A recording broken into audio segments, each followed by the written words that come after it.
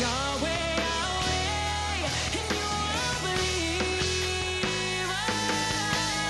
Lead me to still waters, lead me to your altar. Yahweh, Yahweh, oh, I believe. Lead me to still waters. I'm rushing to your altar. Yeah. In you I believe. That's where my danger bed. That's where I'm to free. Yes, when I saw you.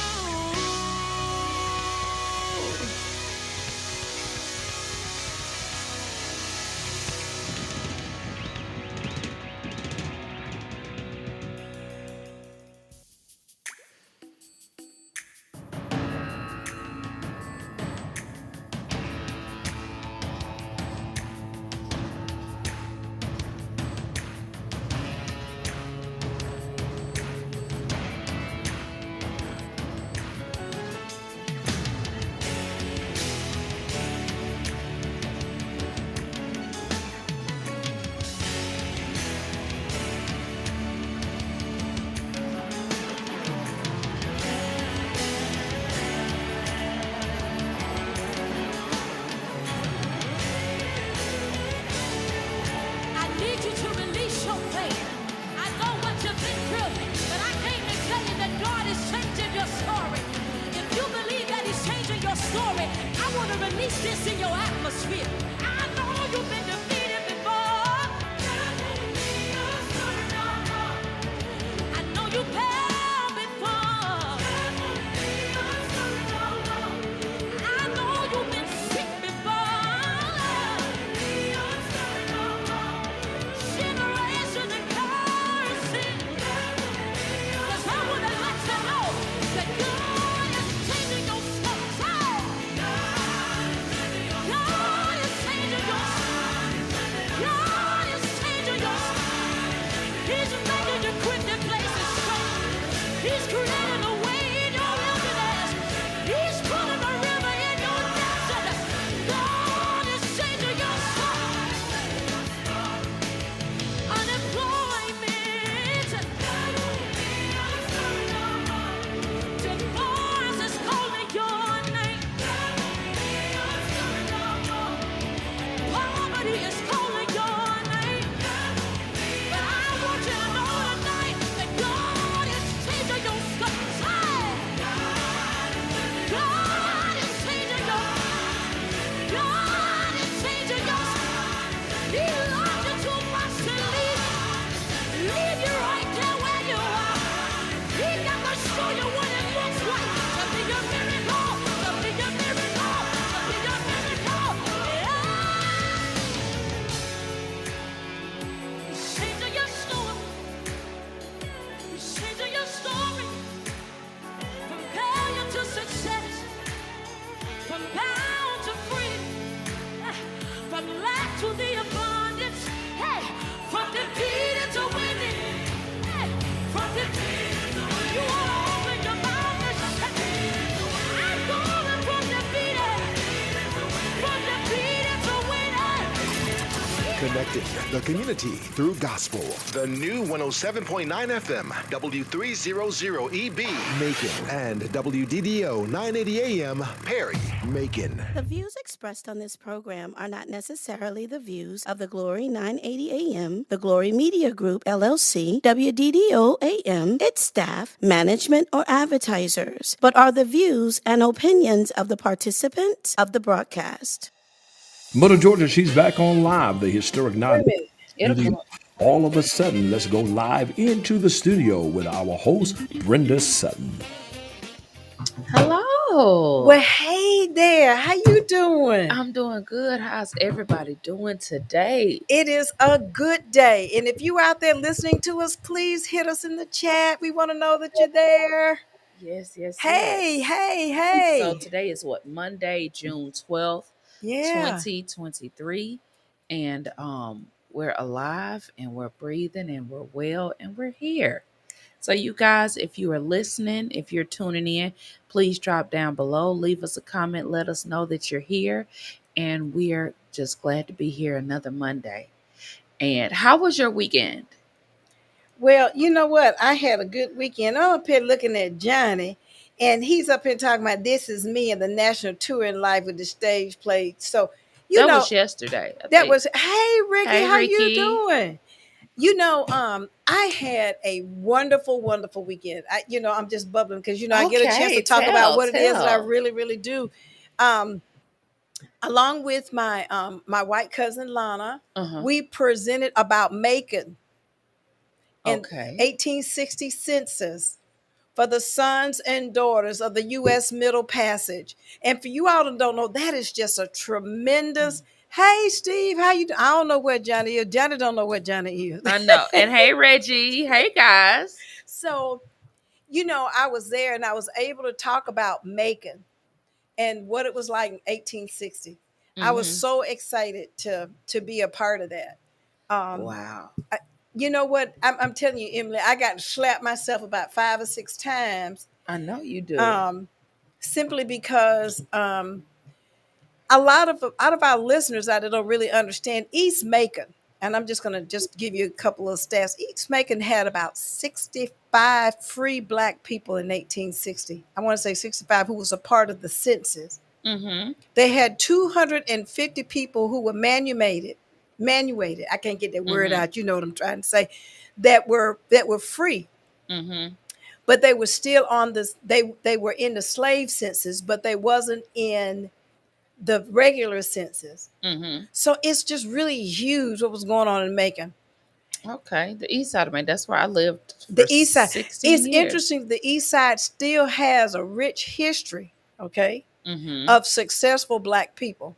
Now, let me ask you this question, and I could be wrong, but I want to say I read in the library at the Washington Library, was East Macon, wasn't that the original part of Macon, like the its origination? I mean, I know we had downtown, but I thought East Macon was like one of the It could have. oldest parts of It Macon. is, and the word is manumitted.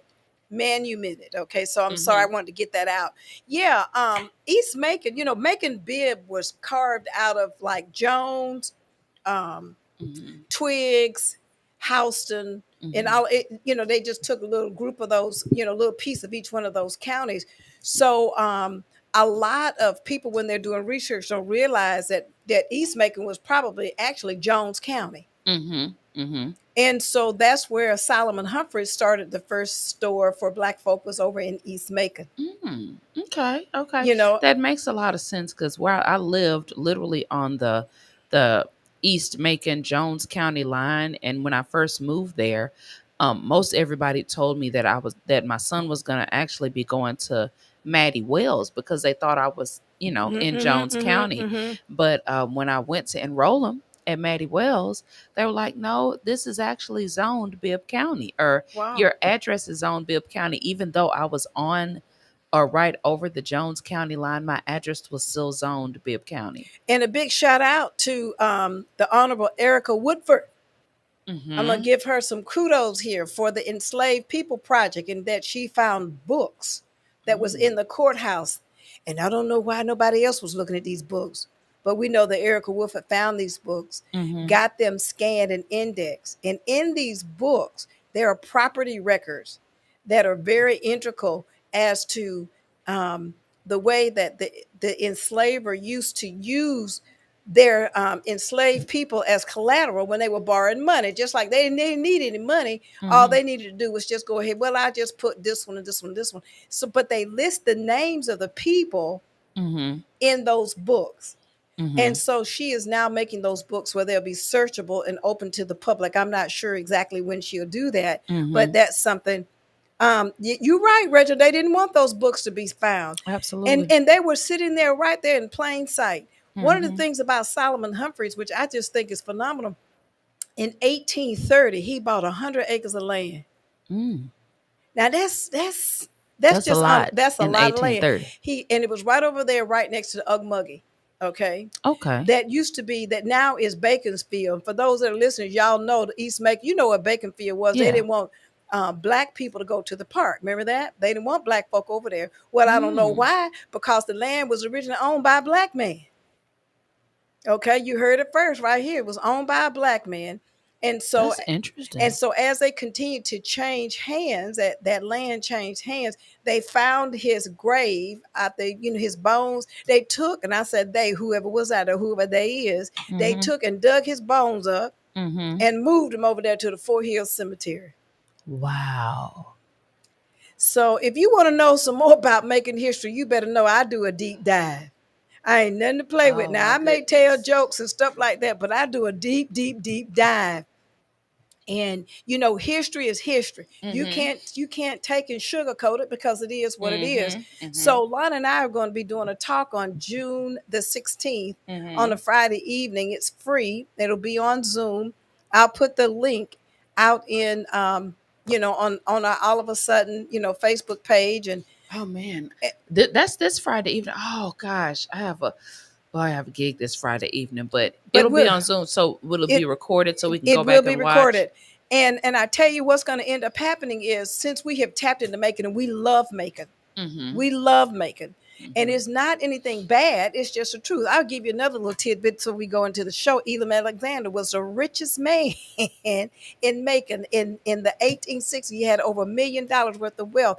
I want to know where he got his money from, because in 18... Oh, wow. You said Elam Alexander. Elam Alexander. And, he was over the railroad. He was the president of the railroad. And they keep talking about, you got Elam Alexander School and over there. And they say, Elam Alexander. So, me, I did a deep dive. I said, well, let me just read his will. Let me just see what his will say. Well, his will listed out about 11 enslaved people by name. And then he said, look at here. I want y'all to work, and I want y'all to fund public education here in Macon, okay? And then you can be free in 15 years. He put it in his will like that now. Oh, wow. Hey, Sheila. Hey, Sheila. And this is not one of those, ooh, I got you. This is just to let you know, it's really, we have an obligation to talk about the unspoken history and just to tell the truth. Now, I'm not trying to tarnish Elam Alexander's legacy. It is what it is. But we also have to recognize he has an enslaved legacy as well, in that he wanted these people, and these people did work, and they did fund some of the public education that was going on here in Macon-Bibb. So the blood, sweat, and tears of these individuals provided free education for those, and they probably didn't look like me or you. Maybe about 23% they may look like me. Brenda be saying 23%, but I swear it's got to be like 83%. So if you want to learn more about Macon-Bibb history and know that I'm going to do a deep dive, like I said, I'll take it and I'll put it out, so that you can read about it. I mean, I know all kind of interesting facts and things like that about Macon-Bibb. My white cousin is Emily, and this is a great segue. She is a financial analyst for retirements. And one of the things that she told me, which is very interesting, and one day we should have her on so she can talk about follow the money. She said, you want to know what was going on in any particular area, look at those who had the money and how they spent their money and how they acquired their money. So one of the things that we did talk about was, we looked at cotton, for example. How did people make millions of dollars off of cotton? They wasn't making no $1 million off of cotton. Right. Simply because cotton was on the way out. The Industrial Revolution was coming in. There was a lot of machines that could do what a mule could do. So there were some changes that were occurring in there. So how did they, and I say how did they create generational wealth? What were they doing, back then? Well, a lot of these families, remember, most of them came from slavery or acquired their wealth from slavery. So for hundreds of years, we had free labor, or they had free labor. So you have all of these slaves or enslaved people that are picking the cotton, picking the wheat, picking the corn. And we're talking about for hundreds of years. So imagine you're supplying this. I know the South supplied, if I'm not mistaken, 80 to 90% of the cotton that was used worldwide was produced in the South. So if you don't have to pay out any labor cost whatsoever, and you're making pure profit just from growing cotton. That's how most of them acquired the wealth, and they passed it down, generational Well, wealth. and the other piece of that is, you've got to realize that institutions also, and there again, we can talk about later on, institution also own enslaved people, such as like Wesleyan College or some of these other ones, or the railroad or whatever. They also owned enslaved people. And sometimes even the city would also, quote unquote, borrow enslaved people to, to do labor. And so it's a real interesting thing when you start to peel back those layers and look at how did these people get this money? Well, you can't be around asleep.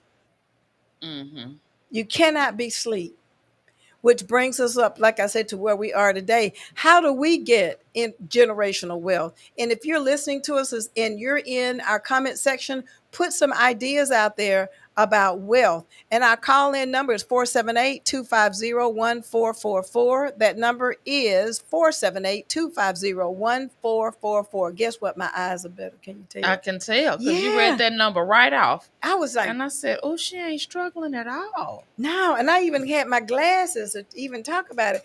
One of the things I kind of wanted to touch, with the generational wealth, Emily, it bothers me. What? I got to go there. Oh, gosh. Why Black folk think when they have arrived, really, really, really, really arrived, they got to go get them a Louis Vuitton. Because they got to go get all of this stuff that creates generational wealth for somebody else. Right. I'm going to say it makes us poor. I've never understood it. It's not my zhizh. I often say I don't like to count people's pockets. I don't like to tell people how to spend their money. But sometimes, I see, when I know how much a Louis Vuitton bag costs or a Gucci bag costs, and I'm thinking why would you spend $3,000 on a purse? Five. Yeah, I mean, so that's low end. A low end, $5,000 on a purse, and then you pull up in front of your apartment. Right. I don't get that. And what I realized, or just in general, why would you spend that much money on a purse when you think of all the things you could invest it in, or save it in, or mutual funds, or just setting up a college fund? Good evening, Faye. Anything like that. And it's bizarre to me. And maybe I just wasn't raised that way. Maybe honestly, I look at money different because I'm self-employed. I'm an entrepreneur. Right. So I value money differently than others do. Right. I know how hard it is to sell a bar of soap. I know how hard it is to come by money. So my thought process when I get money is not to shoot it right back into the economy. My thought process is what can I do with this money to make more money, or to improve my life for my son, his well-being, and so on and so forth. So you have some people whose priorities are not in the right place. So they want to look good, and they feel like if they're walking around with a Louis Vuitton bag, people will know that they have money. And with gold teeth. Right. The gold teeth. And then you rotten out your regular teeth. It just it hit me when I was doing this research this weekend, Emily. It really messed me up because I'm looking at all of this money. And Macon had, I want to say back in 1860, about $10 million that was right here. So you can imagine that this would be billions and billions of dollars today. What is it about us? And I'm going to talk about us. They breath stink. Talk about them gold folk with them gold teeth. I know, right? Reginald, you look at them with them, and then they have like black sometime around it. I don't know what's up with that gold teeth. And then you got all these gold chains, and you got all of these things that you're giving somebody else your wealth away. And now, Steve Harvey said it best, and I'm not a huge fan of Steve Harvey. Steve Harvey said the best thing you can do for a broke person is not be one of them. You ain't lying. And then they want to borrow $20 to $250 till they get their tax refund. You're right, Henry. I mean, I watched American Greed, and there was a bootleg preacher, and I ain't throwing shade, y'all, but I'm gonna talk about him. And what he did is came up with his business. If you sow a seed, you can get this. So he set his business up around the time when people were getting, what is those checks, those stimulus checks. And so people were sending him his whole stimulus check so they could get a blessing from God. And he took all of this money. And then but now he on American Greed and he in jail. Him and his wife. Oh, wow. And I watch American Greed all the time. And this is the first time that in a long time, and I can't think of the last time I saw a black person on there. But typically when it is black people that are on American Greed, it is around that church where they done sit up in it with somebody that tricked them. And they trying to get somebody. Steve, you saw it too. Ain't that some? That was messed up. And I mean, these people didn't have anything. And it was during the time that everybody was struggling. And they up there going to call it on God and say, oh, you'll get your blessing. You're going to get this back. Just give me this. Just sow this seed. And I'm not saying you shouldn't sow seeds in ministry and things like that. Don't get me wrong. That's a real conversation. I don't think we can have that conversation today, but that is a real conversation that needs to be had, how these churches are milking their community of every single dime, but not putting back in the community and telling people, like if you give your last $20, that God gonna bless you. Well, God blessed you with the $20. He didn't bless you to, he didn't teach you to be no fool. And that does tie into what we're talking about, because there are some people who have given away their generational wealth to the church. I'm talking about they were young, signed their life savings, especially some of these older people, and life savings, their property, and everything to the church, hoping that that's going to be their pathway into heaven. But I wanted to get onto that because and I'm gonna go back to these clothes. Clothes don't know what label it is, right? So what's the big deal? It's a status symbol. It's very strange. It's bizarre. I've never, and I've been in several different financial situations throughout my life. So but I have never thought, I got this money in my pocket, let me go spend $300 on a pair of Jordans. I don't get it. But again, when you say things like that out loud, people take it as a judgment. And I tell people, I'm not judging, and I don't judge others. I'm just telling you what I wouldn't do, what I don't understand. I don't understand paying $300 for a pair of tennis shoes. Why? I don't understand it. And when you do get your tax return, you go out there and throw it away. Some people, I'm telling you, one of my good friends, Preston, told me, he said, Brenda, I'm going to teach you how to save money. And I said, what you mean? He said, you get $100 and put it in your wallet and walk around with it and see how long you can keep it before you, just break it and not spend it. Well, if it was hard, because at first I was like, I got this money in my pocket. It was like burning a hole in it. But now I can keep money in my pocket and I don't have to spend that money just to spend it. I spend it if I need it, but I just don't spend it. And that's one that's one reason why we don't have the wealth, because we keep doing things to show off like we got wealth.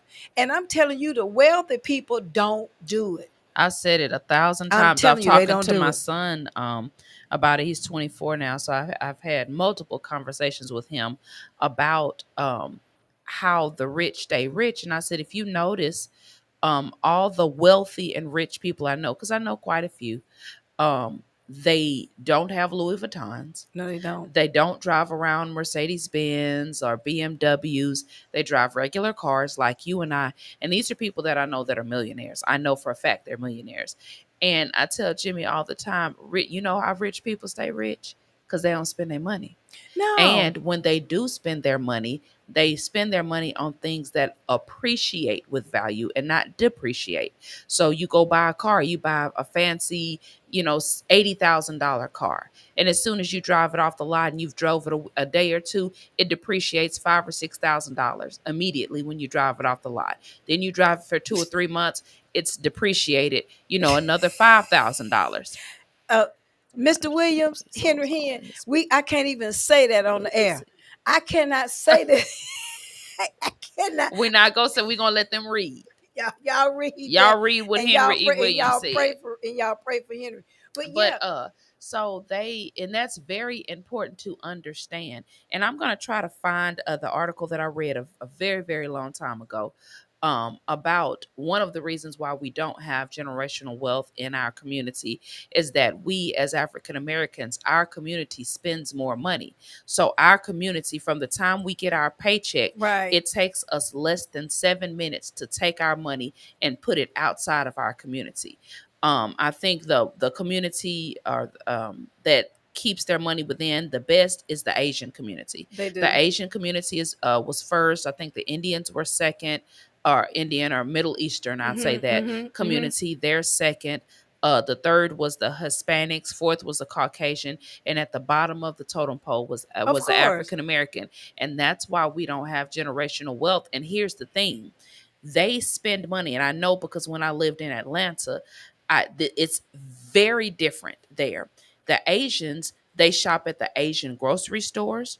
They spend money in their own salons. They they buy furniture from their own people. They put their money back into their own people, into their own businesses. We as African Americans, and it almost sounds like you're beating a dead horse when I say this, but we have a problem not spending money with our own community. And that's why we cannot create generational wealth, is because we don't put our money back into our own community.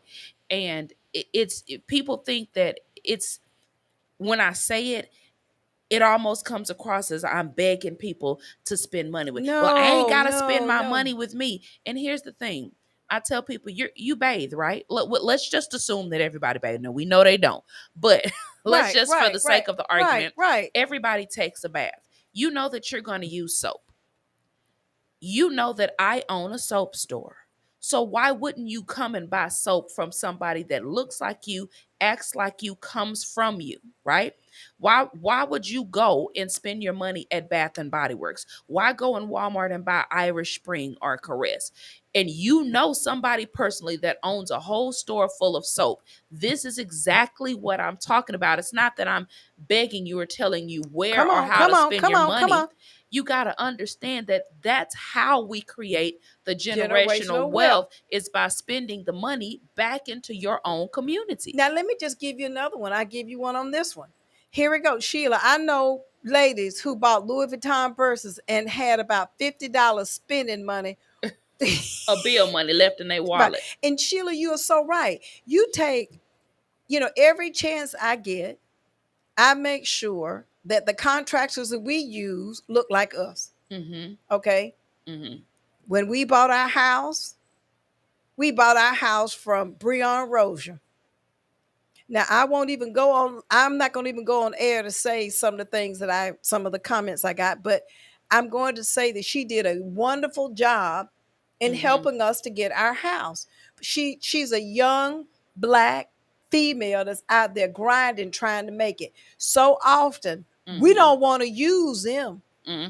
We don't want to use Emily. And I can tell you why. I'm going to tell you why we don't like to use each other, because we feel like if I give my money to you, then eventually you're going to have more than me.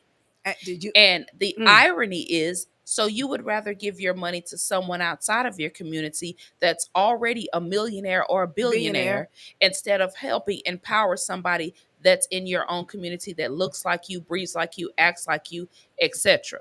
Right? So the whole idea and the concept is so flawed. It comes down to ego, and people don't understand how the ego controls your lower vibrational energy. Your ego is a beast. Your ego is a monster. And as they say, ego is easing God out. That's exactly what it does. It doesn't ease God out. It pushes God out. Yeah, the ego controls a lot of how we spend, a lot of what we do, how we get up and get dressed in the morning, because you know what, in hindsight, why would you spend $5,000 on a purse when you take into consideration this purse is, let's say, $40? Both purses are going to hold your wallet the exact same way. But this one has a specific name attached to it. So you feel if you walk around, this is going to give you more credit. This is going to get right. The illusion that you have wealth, when in fact, you heard it here, People can look at you and tell when you're a wannabe. Mm-hmm. It doesn't matter what you wear or what you carry. Mm-hmm. They know. They know fake when they see it. Mm-hmm. You hear me? Yeah. Fake. And a lot of people who are walking around, and you're right, Reggie, the knockoffs look just as good. Mm-hmm. I got all kind of pocketbooks, okay? I got all kind. Mm-hmm. And the truth be told, this thing of, and I'm like, Emily, it hold the same thing. Yeah. And I'll be honest, I've been gifted. I have Michael Kors bags. I've been gifted Coach bags. I've been gifted a lot of name brand purses. Now, I've never bought one personally because I just think it's ridiculous to spend that kind of money on that stuff. But I am here to tell you, the $20 and $30 purses I bought from Walmart or Sears or Dillard's or whatever holds the same way that the Coach bag I had held. And to be honest, the Coach bag actually tore up, and I know for a fact it was an authentic Coach bag, and it tore up before the other purses did. And I'm talking about the clothes, because I have seen, I've gone to the Nordstrom's back in the day and I bought me a little dress.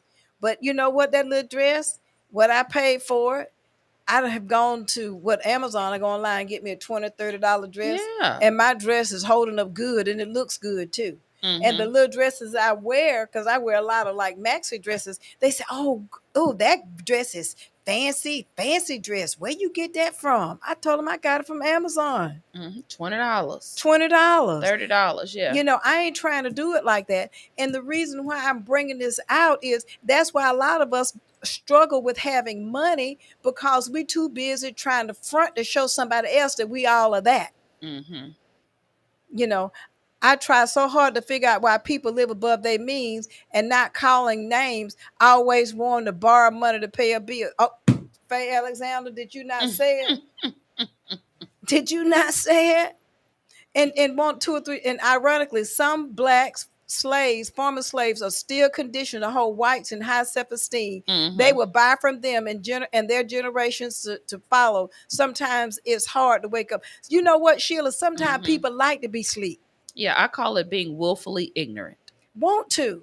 They're willfully ignorant. You like to stay in a state of unknowing. And a lot of people love, because it's easier. It's easier to stay asleep. As everybody say, I want to be woke. I want to be conscious. Well, it's easier to stay asleep. All right, Karen, so she's shopping Goodwill. I need to go out there on the 125 Monday. Yeah, no. Now I will say this: when Jimmy was young, I shopped at Goodwill.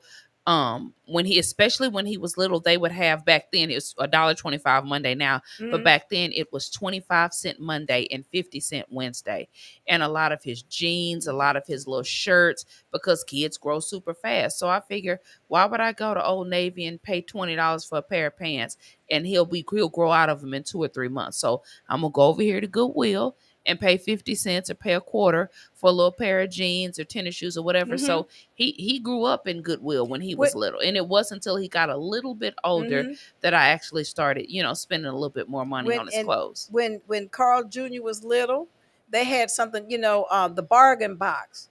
And I'm trying to think of the ladies. It's a group of the junior league women used to have a secondhand store called a bargain box, and I used to go there when Carl Jr. was a baby and get his clothes for little or nothing. Sometimes they still had tags on them. Take them home and boil them in a little bit of acid, and get them good and clean and press those clothes out.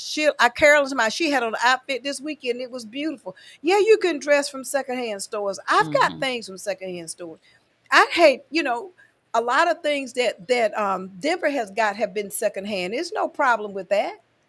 What difference does it make? It doesn't. And here again, the irony is what we're talking about is great, because we're talking about saving money and spending less, but we're still talking about spending money at a business that's not owned by us. Yeah. And so if we could start shopping at some of the thrift stores that are owned by these older African American women that are retired, think about it. I'm not telling anyone where or how to spend their money, just to be mindful before you spend it the next time. Think about where you're spending the money and who you're spending the money with. Carol says she's a distributor of all natural plant-based products, toothpaste, laundry soap. I would love to have some of that laundry soap. Mm-hmm. And let me ask you this, Carol. Do Spend you know who the manufacturer is? Is it owned by blacks or is it owned by Caucasians? I would be interested to know. You said you're a distributor, which means you're getting the product from someone else and distributing on their behalf. Is that company owned by African Americans or owned by Caucasians? Just let us know. And Reggie said, "I love me some and goodwill." you know what? And I'm just when you were talking, this is something that happens all the time out there, and Henry can attest to this. When the church wants you to buy an ad in the church thing, Oh they Lord. come to you. You can get some business. You can get some business if you put an ad, in the church thing. But when Mm-hmm. they have a car wreck, get a check. Right. Okay, they don't run to people like Henry. Yeah. They go run to somebody else. Right. I'm not gonna give them any love out here, but they'll run to them. They'll get paid, and Mm-hmm. then when they mess the case up, that's when they come to Henry. Can you fix it? Right. And that's the kind of thing I'm talking about. It's just like you want us. And I say you, and I said a lot of people out there want us, to buy what you have, like an ad or something, but then you Mm-hmm. don't trade with us. Right. You don't turn around and support. I stopped doing all of that. I stopped buying sponsorships for the local baseball team or the Oh, local sports teams or the local cheerleaders. I don't spend my money with that because I ain't had not one person come in. okay. Hey, Carol. Carol. Hello. Yes, hi. How you doing? I'm doing good. Okay, let me answer your question. You asked me a question of whether my company was black owned. Well, let me Yes, tell you ma'am. something. My company is not black owned. It is actually a Korean company, but I am a black distributor. So it helps me Mm-hmm. to make money, Mm-hmm. and that's what I do for a living. So why don't we buy black? We don't have any problem being going to Walmart, who is a distributor. Walmart don't own anything; they distribute products from other companies. Same Mm-hmm. thing with Amazon; they don't You own right. anything; they are a distributor. So why can't we help black people who are distributors? That's just like Avon. Blacks don't own it, but they are distributors. Mm-hmm. Mary Kay. Blacks do not own Mary Kay, but they are distributors. Same thing with Atomy. We are distributors. So they offer us an opportunity to make money. Paparazzi is not owned by black, but they're Mm-hmm. distributors. You So why right. can't we black from a black distributor? So here's my question, Miss Carol. Have you ever done any research to find out, say for instance, give myself for an example, have you reached out to anybody that owns their own natural plant-based products that's black owned and see if you could distribute for them? That way again you're Well, putting the money back into your own community. Well, the difference is with that, and let me explain that. No, I Mhm. haven't, because this company has over 500 products that Mhm. are Okay. proven. They have research. And I only deal with companies who have been proven. I don't deal with people who make stuff in their kitchen because I don't know where you bought it from. I don't know Mhm. whether it's proven. But when you have the chemists who stand behind the product, those are Mhm. things that I look for. That's just like when people say, um, well, I like buying Avon, I like buying paparazzi or whatever. It's still somebody who's offering us an opportunity to make money. Walmart don't offer us an opportunity to Now make 1 cent, she's but they're making a good point billionaires. about. Carol, you make a good point about Walmart. Mhm. Because a lot of people do go into Walmart. Walmart don't give us anything. Bath Well, and that's Body my Don't do point nothing. is to stop going in there. That's my whole point is to stop going in there. There are several, like, okay, so there is an online company called Buy from a Black Woman. You have the Black Marketplace. There are several black owned websites that only distribute products that are owned by black companies. When I tell you there's companies, African American owned companies that manufacture and produce and distribute their own toothpaste, deodorants, soap, body products, laundry detergent, anything that you can think of in the health and beauty industry. They have black companies that own and operate, manufacture, and distribute. So issue is that a lot of people don't know No, about it. and you know what, Carol, that's what I was going to ask Emily. Can we post some of those? I will. We can put it in our We'll, Facebook we'll chat, put it and in our And Facebook that's one chat. of the things you need to do. You need to post some of those because people would like to know. And that's why, and the thing about it is, okay, my next question, my question is, do they allow you to make money? Because and with Adamant, they allow me to make as much money as I want to make. So I know people who are making $50,000 a month, $10,000 a month. So what company is going to offer us to make our own money? Or are they going to be just like everybody else, just taking money from No, you? So no. my goal is to We'll put it out there so that you can contact those companies yourself. I can't say what you please. can, what you can and can't, what your resources are. But we appreciate you calling, Carol, and I want to make yes, sure thank you. and send us your information so that we can post it. I will put it in the chat. Thank you. Reginald just put out Tabitha Brown has her own line of salt-free seasonings. I use her stuff. What's that? I mean, and again, okay, you guys, I'm gonna say this till I'm blue in the face. I love Tabitha Brown. I was following her before she was. I'm doing my air quotes, Tabitha Brown. So I've been following her for many years before she blew up. So I'm absolutely obsessed with Tabitha Brown. But again, her brand, she has something where her face is on the product. The company is McCormick. McCormick is white owned. It's a white owned seasoning company. And I guess And what she I'm gonna put- and just she- say it. It's the exploitation of Black people. They know that we love to see ourselves on the face of products. Right? but- Tabitha is everything we love to be, right? Yeah, and- So why not put her on the face of a product, give her a cut of it, which is cool on her end, right? But how does it benefit the Black community? We're buying something that has her face on it, but she is not she's not manufacturing it, she's not producing it, and she's not distributing it. McCormick is.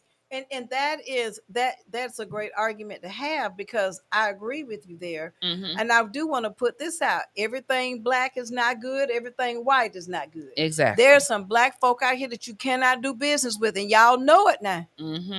You know what I'm saying? They half do the work, My show is getting healthy with Carol. Okay, WDD. All right. Thank you, Carol. Thank you, Carol. I'm right, Reginald. They half do the work. They come in, they want to get paid. They want to get paid before they do the work. And then you got to go behind them. I mean, it's just a big old mess. Now, and that's where we have work doing your research comes in, because I will attest to that. I've done business with lots of Black people that didn't follow through, that didn't do what they were supposed to do, and I've done plenty of business with Caucasians that didn't follow through, that didn't do what they were supposed to do. So that's more of a personal issue, because there are some good, solid, reputable Black owned businesses out there that sell an excellent product, that stand behind their product. I know female Black chemists that create these products, and it's just our mindset. If we could change our mindset as individuals to trust that, okay, I see a Black face, I see that she's the chemist, I see that she's manufacturing and producing and distributing her own product. I'm going to trust that she's done everything legally, she's done everything, she's abiding by the FDA. I'm going to trust, and I'm going to go ahead on and buy this product. Our problem is that we never get to the I'm going to go ahead on and buy the product, because the first thing we say when we see a Black person that ain't Tabitha Brown, we say, oh, I don't trust that. That ain't tried and tested. It ain't like, I'm going to say this to y'all. I'm a manufacturer of my own product. Been doing it for 14 years. It ain't hard to do. It ain't rocket science. It's not hard to make toothpaste. It ain't hard to make deodorant. You just need to know what's supposed to go in it. You have to follow the FDA laws. You have to follow the rules. You got to follow the guidelines, labeling, all of that. You have to follow the rules. But in terms of the product, and that's what I try to get people to understand, like, you going and spending all your money with stuff that has garbage in it. And you have good company, good Black-owned business that have good, healthy products for you. Stuff that's been tried and tested throughout the years, stuff that our grandparents used to use and our grandparents before them used to use. We're just stuck on stupid, and we think that if it's white, it's right. And then not only that, and I don't know why we Or if think it's Asian, it's Cajun. you know, your product is good. Try Emily's body butter. If you got crusty feet, and I'm just saying, I use it on my feet, and I introduce that to a lot of my friends, and they love it, and they still come down there and get it. And they do support, they do come and get it. And I'm grateful whenever I have repeat customers, or my friends send me customers my way. I'm grateful because for me, every dollar counts for us. And I would just say that Emily introduced me to Donnie Stewart. Mm-hmm. That's who did my wedding. Donnie, she did the catering at my wedding. Donnie Stewart, every time, is on point. It's on point. Yeah. I never have to hunt her down for anything. I don't have to. I mean, she's always there. And, she is my caterer. She was my caterer before she was Lester Miller's caterer. Yeah, Mia Braswell, that body butter is great. It is. Oh, hey, Mia. Hey, Mia Pia. That's my baby right there. Oh, we got a phone call. Hello. Hey, Reginald, how you doing? I'm doing good, Emily. I was just calling because you was talking about the black-owned products, and yes, I purchased some of your products before, and I still use the whipped body butter. I called you, and I was telling you about I deal with a lot of boxes at work and how ashy my hands would be.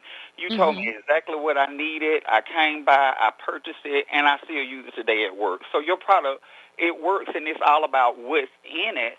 And it's quality, good product. It works just as good as Jergens. It works just as good as Vaseline Intensive Care. So, people need to try to support our black-owned businesses. Well, thank you so much, Reggie. I appreciate you. I appreciate the shout out. I do appreciate you trying our product. And I mean, like he said, guys, it doesn't hurt for you to try it. And I do appreciate him coming by and trying it, because here's the thing, you're gonna spend the money anyway. That's right. Why not try it? And I often tell people, because they're scared, well, I don't want to pay if it's not any good. I said, how many times have you spent your money on something that was no good, or you threw it away because it was no good? Absolutely. And I use her products on my hair and everything else. So I just absolutely love it. Thank you so much, Reginald, for calling. Yes, thank you, Reggie. We appreciate you. Okay, let me see. That calling number is 478-250-1444. Again, that number is 478-250-1444. How do you, one way, and we're getting, it's Henry says, even if you find another caterer and you're not interested, he said he don't want to pay anybody else. Henry loves Donnie Stewart. I'm telling you that, Henry's on a salt restrictive diet. Told Donnie that, bless her heart, she blessed us with a Easter meal that was just out of this world, little to no salt. Oh wow! It was wonderful.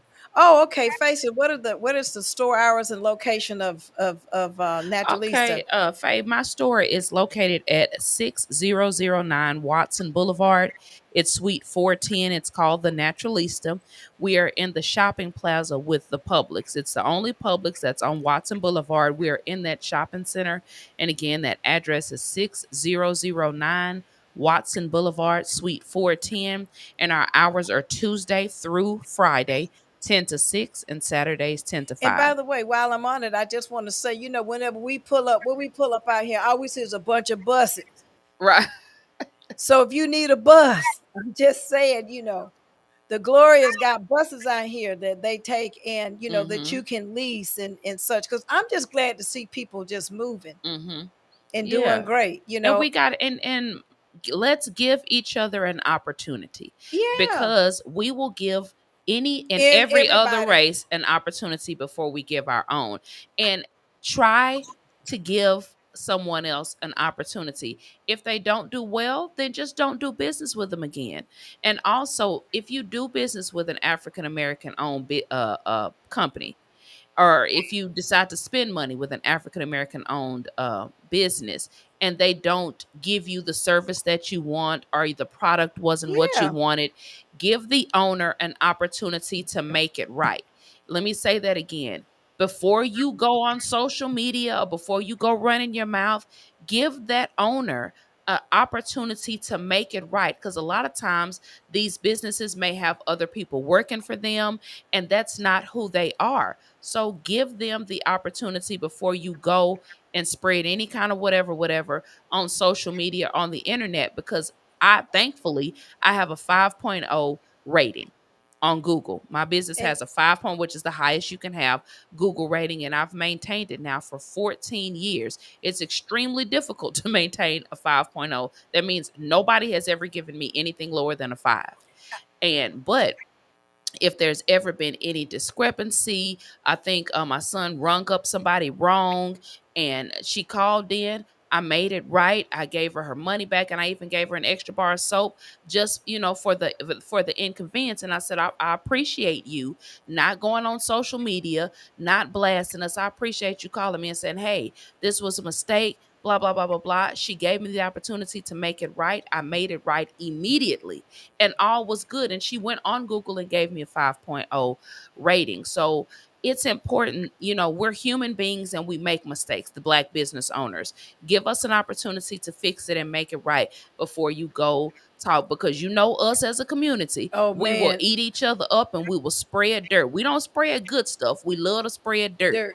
And I was just looking at. I go to Vanessa Glover, Mm-hmm. as a florist. Mm-hmm. She did a post out and she said, I've got these big old beautiful ferns, these big giant ferns. And so I Mm-hmm. said, well, can you bring them to the house? Can you deliver them for me? Mm-hmm. And she brought those ferns out. They look perfect. I've had people stop me. They said, "Oh God, where you get those wonderful flowers?" And I told them I got them from Vanessa Glover. Well, she's been a florist forever, Mm-hmm. and she does a good job. She does a very good job. And then what do you have? Then you have people. You know what, Faye? I cannot believe that you just put this out here. And I was laughing on air when I saw it, talking about I need that miracle lotion for the feet. You see what she I see. Faye, you so And good. Elaine said it was very difficult to convince people that my school was legitimate and accredited. I believe you. I believe Oh, you, absolutely, Elaine. Elaine. Absolutely. And you do a good job at the school. And she provides a great service to the community, because a lot of people needed what she provided. And then you Absolutely. had people out there, because it was Elaine. And I'm saying it, Elaine, it's Elaine Lucas. Right. I don't know what she up to. Right. That's some shenanigans going on Yep, now. because we don't her. trust. It's the Know her. mindset. I don't trust that mess. I referred people to her school. Mm-hmm. It's the mindset, It's because the but mindset. listen to what I'm saying. It is systematically done. We have been systematically taught over generations not to trust each other.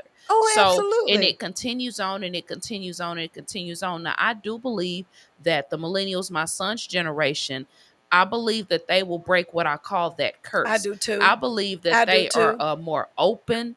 They're more spiritual.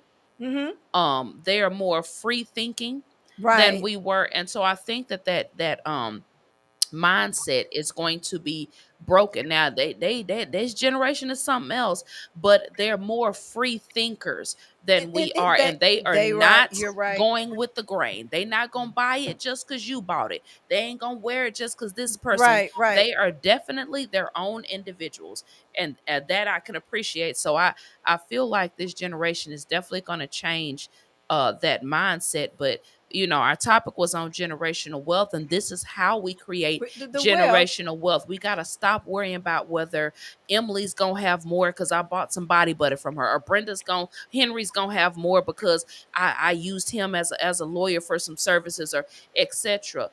Everybody has a place in this world. Everybody's financial situation is going to be what it's going to be. Whatever the Most High bless you with is what's intended for you. So to not spend money with your own community because you feel some kind of way, well, I don't want her to have more than me. Listen, Bath and Body Works, Target, Walmart, Kroger, they ain't studying you. Come on. They ain't studying you. And if you hear me out, people, I'm on my soapbox today. You go back and look at these commercials. You look at McDonald's commercials. You look at Walmart commercials. You look at these commercials and Come you on. see the type of people that they're putting in the commercials. You see the agenda that they're pushing. It used to be you went on TV, you didn't see no black people in commercials. Now, Walmart, that's all they got is black folk cooking in the backyard on the barbecue, black folk Come cooking on. in the kitchen. Come on. What And McDonald's, you all your good on McDonald's commercials. You see us eating chicken nuggets and hamburgers and every time because they there's know that we spend money. The money, African and Americans it's the spend market, money. it's the marketing. And if Mm-hmm. anybody do, you know that I'm a historian, right? If Mm-hmm. anybody, just so you know, if it wasn't for black folk, okay, Mm-hmm. Pepsi Cola wouldn't be where it is today. Mm-hmm.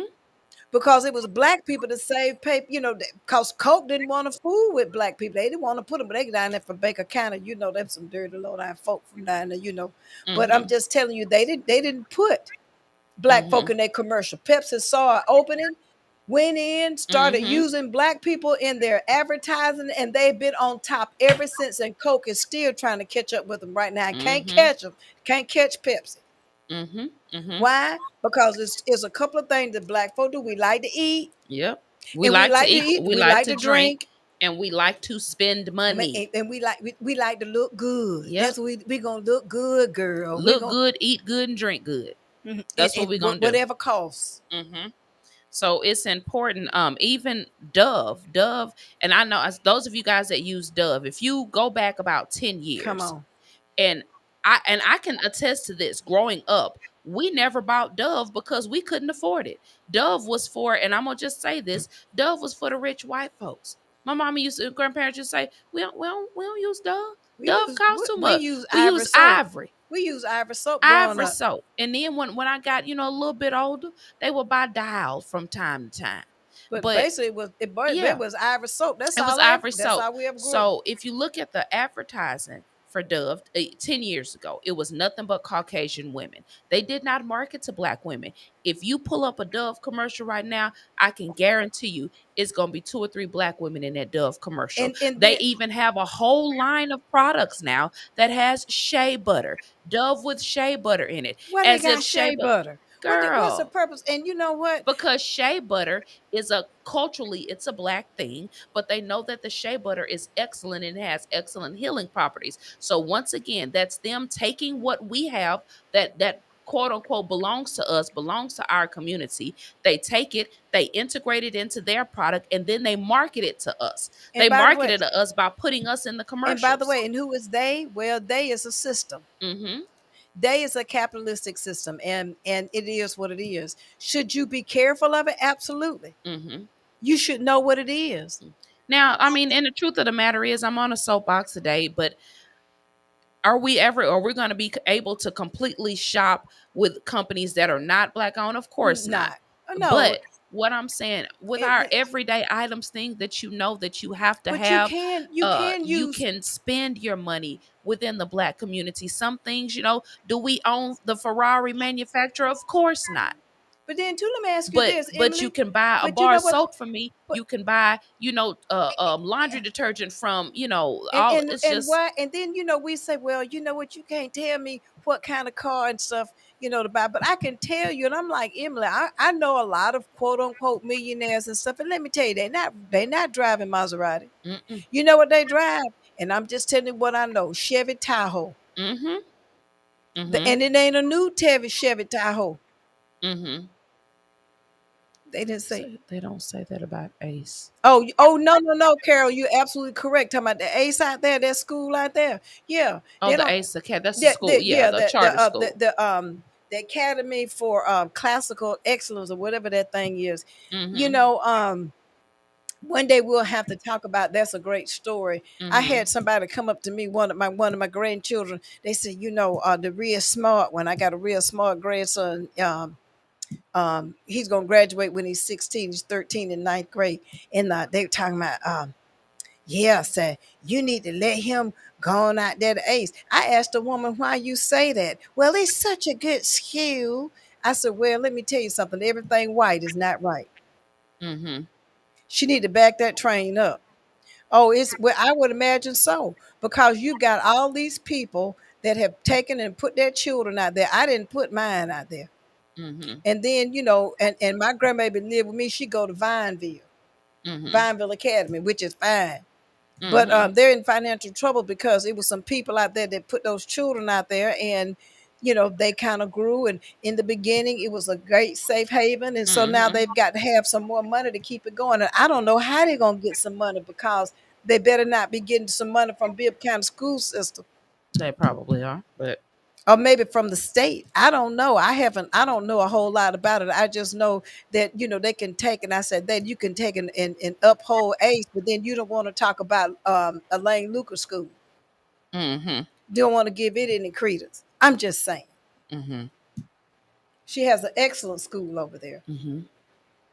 So, you know, sometimes, you know, I'm like Emily, I get on my soapbox. I get on my soapbox with it because it just bothers me that we're so busy chasing. Sometimes we're so busy chasing. We chase the money, which is good, but Mm-hmm. then we chase the money and give it to somebody else. Give it to And somebody else. rather than leaving it there for our children. Mm-hmm. What? He said, "Watch and see, Lester Miller gonna make it happen." For who? You talking about Ace? I don't, You don't think so? No, I don't think that's gonna happen like that. No, cause that is not a that's not the school. You know, he doesn't make decisions about the school. That would be Jawan Jackson over there's the head of the Board of Education. You know, you understand what I just said? That's Jawan Jackson, the Board of Education, that makes those kind of decisions about the spending one, I think. Now I'm just saying. And so we'll have to just see how that Mm-hmm. right there work out. So I don't see us doing all of that for to help them out like that. Their charter school, do like they did the charter school that was over there in what over there in Pleasant Hill. What did they do to it? Mm-hmm.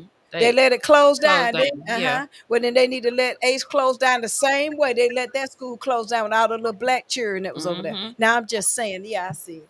Yeah, I was disappointed to hear a lot of people were complaining, and Oh these man. kids, it ain't no toilet paper. And I said, well, instead of getting out, running around town talk about the school ain't got no toilet paper, it's a black owned school, they didn't give these people enough money to do what they needed to do, Why but didn't you they're just go trying to. by? That's exactly what I told this particular person.